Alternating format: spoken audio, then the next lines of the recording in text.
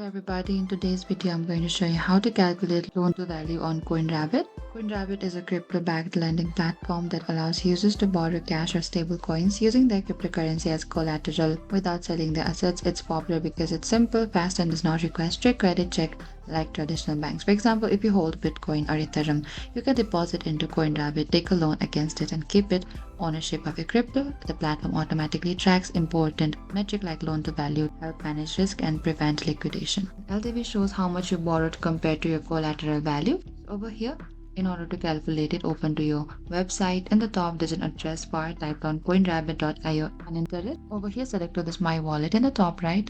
And over here, what you can do is you can simply go to this CoinRabbit dashboard in the left hand side over here. And over here, you'll automatically show an updated based on your loan amount. How much you borrowed changes with crypto price, very important. And your BTC price drops, your collateral value decreases, LTV increases automatically. And if BTC price rises, your collateral value increases and LTV decreases. And that is it. This is how I can calculate. Thank you for watching this video. I hope I could help you. If you have any queries or confusion, please comment down and we will reach out to you very soon.